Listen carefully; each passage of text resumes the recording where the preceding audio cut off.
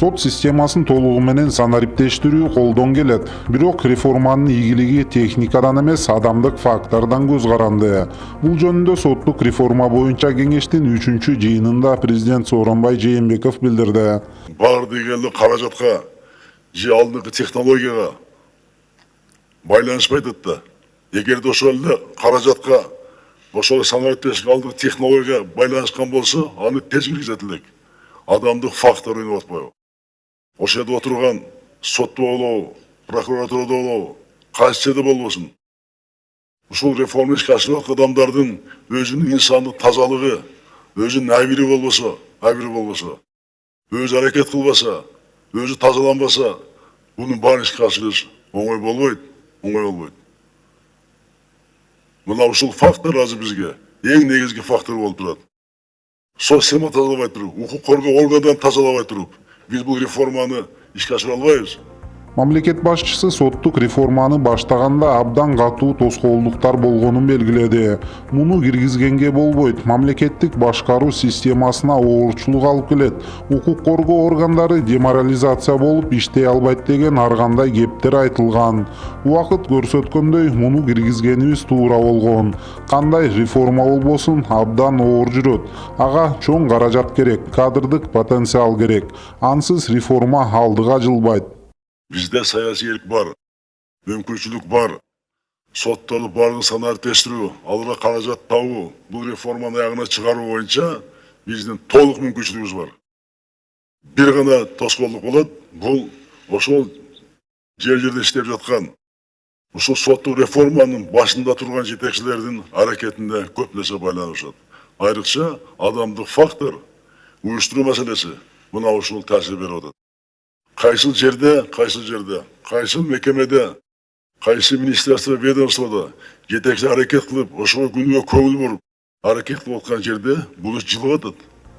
Президент сот системасын жана укук коргоо органдарын тазалабай туруп реформаны ишке ашырууга, мамлекеттик бийликке ишеним камсыздоого мүмкүн эместигин, реформа сөзсүз аягына чыгаарын айтты.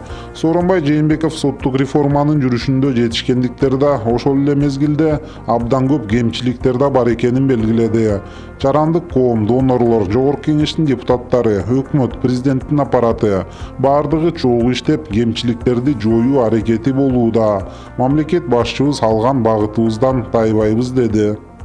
Мурункудай алып келип, бизнесменди алып келип киргизип алып, же автовокзалдан бирөөнү алып келип алып, киргизип алып, иш козгобой туруп, каалаган жасаганда токтойт менен, токтоп атпайбыз мына. Эртпой катталмайынча бирөөнү да тие албайт азыр. Бул эми биз үчүн, мамлекет үчүн да, ошон үчүн бул реформага мына менин жеке көзөмөлүмдө болот. Жеке көзөмөлүмдө. Бул реформаны каалайсың аруу, каалабайсың аягына чыгарабыз. Реформа сабатаж кылган. Ошол жерде отуруп алып, мүмкүнчүлүк болуп туруп, реформа алдыда жылдырып алгандар менен биз тазаланабыз, коштошобуз.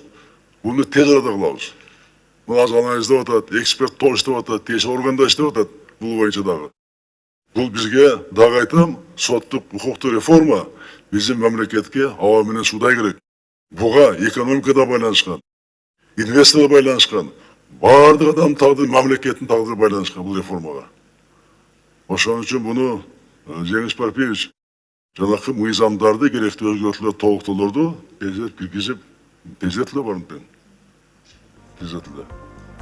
Кеңешмеде соттук өндүрүштү санариптештирүү, пробация институттарын киргизүү маселелери, кылмыштардын жана жоруктардын бирдиктүү реестрин, бузуулардын бирдиктүү реестрин ишке киргизүү кандайча жүрүп жаткандыгы талкууланды. Биринчи инстанциядагы соттордо автоматташтырылган маалымат системасы, электрондук сот өндүрүшү системасы орнотулду. Бул системаны азыр экинчи инстанциядагы сотторго орнотулуп жатат. Бүгүнкү күндө жергиликтүү соттордун 80 залында аудио жана видео жазуу системалары киргизилип иштеп жатат. Бул системага видеоконференция аркылуу байланышуу, соттук жыйындары аудио жана видео трансляциялоо, сот отурумдарын протоколдоо, сот жыйындарынын жазуусун сактоо жана башкаруу борборлошкон системасы. Күбөлөрдүн коопсуздугун камсыздоо менен аралыктан суроо жүргүзүү үчүн атайын бөлмөлөрдү камсыздоо. 2020 жылдын биринчи жарым жылдыкта дагы 48 сот, анын ичинде 77 сот отурумдук залдарда ошондой жабдуулар орнотулат. Сот өндүрүшүн жүргүзүүнү толук бойдон санариптештирүү керек. Ал кылмыш блогу менен гана чектелбей, соттук өндүрүштүн бардык түрлөрүн, жарандык, административдик жана башка тармактарды камтууга тийиш. Кылмышка каршы күрөшүн чыңдоо үчүн ушул жылдын 31 октябрь күнү Бишкек шаарында санариптештирген командалык борбор ачылган. Анын негизинде бүгүнкү күндө Бишкек шаарында 60 дана видео камералар орнотулуп, алардын негизинде биздин ички иштер органдарына ачылган жаңы милиция кайгылуу кызматтары жумуш алып бара баштады.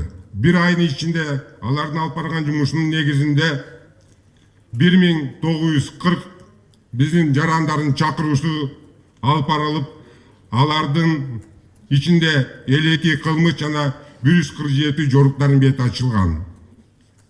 Ошол эле учурда Кобушар долбоорлордун алкагында бүгүнкү күндө Бишкек жана Чүй областарында видео камералар орнотулган аппараттык комплекстердин жандарында жол кыймылы боюнча кырсыктардын саны Бишкек шаары боюнча 40%, Чүй областы боюнча 50%-га азайган. Бул иштер экинчи этаптын алкагында бүткүл республика боюнча алып барылат.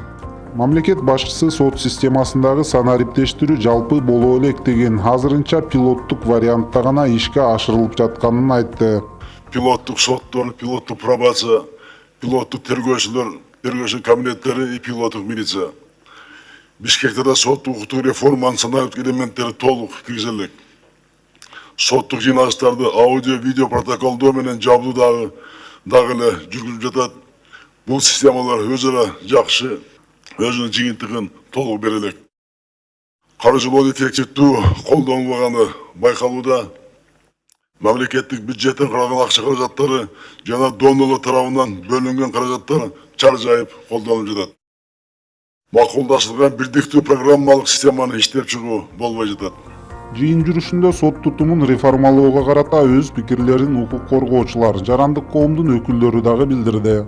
Безусловно, ЕРПП, внедрение ЕРПП, оно дает очень большой, оно дает уже позитивные результаты. В частности, вот в области, например, таких правонарушений, как борьба с пытками.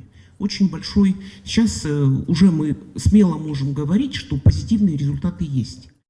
Пожалуйста, устройте такую же встречу в таком же составе, но с независимыми адвокатами и с правозащитными организациями.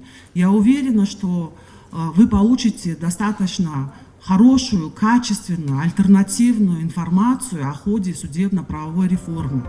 Өкмөт Кыргыз Республикасынын соттук системасын өнүктүрүүнүн мамлекеттик максаттуу программасын Жогорку Кеңештин кароосуна киргизген. Мына мыйзам долбоорлорун даярдоо азыркы сот укуктук реформа алкагында өзгөртүүлөр толуктоо киргизүү боюнча мына процедуралар, процесстардын узак болуп атат да. Ошонун эсебинен мына соттук реформага да кичине тоско болуп атат. Муну актеш керек. Муну созбош керек. Муну маселе чыктыбы алып кирип, талкууга коюп, алып кириш керек эмеге Жогорку Кеңешке. Жогорку Кеңеш кабыл алып берип атпай кирген маселенин баардыгы эле. Тем более соттук реформаны буга катуу көңүл буруш керек. Жогорку Кеңеш бул мыйзамдарга жана программага мамлекеттик көз караш менен карап, аларды өз убагында кабыл алат деген ишеним бар. Жалпысынан алганда соттук укуктук реформа артка кайткыс мүнөзгө ээ болду деп президент Сооронбай Жээнбеков сөзүн жыйынтыктады.